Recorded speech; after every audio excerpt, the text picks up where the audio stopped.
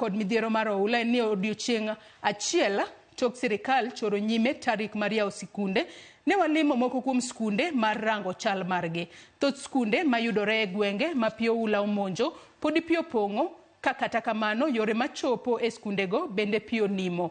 To kaka jafwambo marwa kata ripota marwa George Juma lero, sirikal podi dhi bedo kod ting' mapek mar loso skundegi kapok somo ochakore kendo. Nyimiepo mag sikunde pacho kae kaluwore kod pi oula ma pod opong', kaka ne olandi kod jatend piny Kenya William Ruto, okelo yweyo e chuny jonyuol mathoth mande nitie kod kibaji. Lendo ni obire kinde mabende kuonde somo e skunde malo gana riyo pacho kae koro pi oketho. Sana Nairobi rach sana. Okinyal golo nyathi gokinyi ni dhi skul tikia kata dhi chopo kata pi dhi kode. Nyithindo sani ok nyal duogo bosom nikech ko nyithindo moko nyalo somo to nyithindo moko ok som, mano onge kaka dhi bedo maber. Nyithindo bedo abeda kamoro achiel, ma ko nyithindo biro yepo to yepe e par achiel. Nyithindo mathindo ma jo PP1 jo PP2 ok bi yudo thuolo mar dhi skul. Mar ariyo kochuno ne nyaka yawe, nitie nyaka koro ti kata gi gik machalo bots, yiedhi moko, kanus moko, mondo mi nyithindo manyalo dhi e skul to dhi skul. Ma en skund primar no mar Nakuru West e kaunti ma Nakuru. Sikunno bende midhiero mokel kod koth mapek kaachiel kod pi oula nenore. Watoto angekuwa hata mimi hata sijui yani hata hatungeongelea kwa sahi. Maji tu kama ingeenda, na unajua nimekuambia hiyo nini gate tumetengeneza njia. Mara nyingi maji ilikuwa inaingia baadhi kwa madrasa. Mpaka hata walimu wageni wakiingianga shule yetu, walimu wanafikanga wanauliza hapa ni wapi. Naona madhara ya mvua vile nimekuja hapa, nimepata darasa zimejaa maji. Hiyo mvua ilinyesha jana, imebomoa ukuta. Ekinde nondo marwa ne wayango ni kata mana yore machopo sikunde mathoth pod pi opong'o e gwenge mopogore opogore. Barabara ni mbaya, njia ya kwenda shule ni mbaya.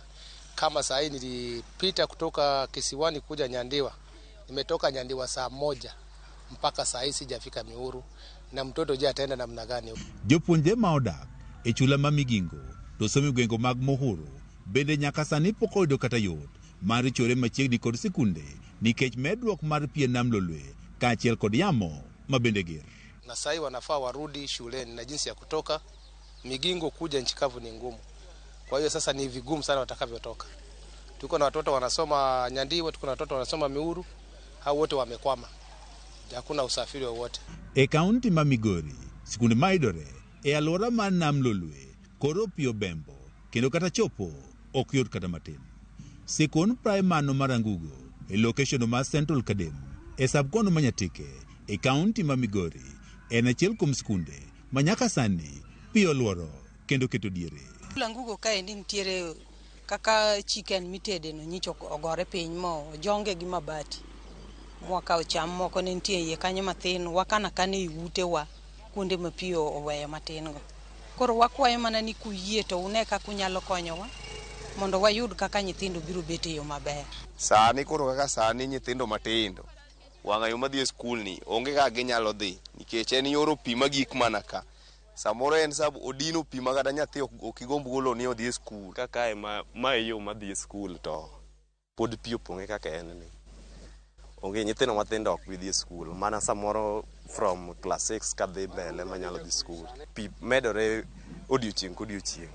Moko kuom jonyuol e kaunti ma Migori dwaro mondo kata kapone pi koro dhi dok piny kendo sikunde oyaw, piny owacho koro bi kod chenro mar chiwo chiemo ne jopuonjego e skunde ma pi oula osebiro ka pong'o.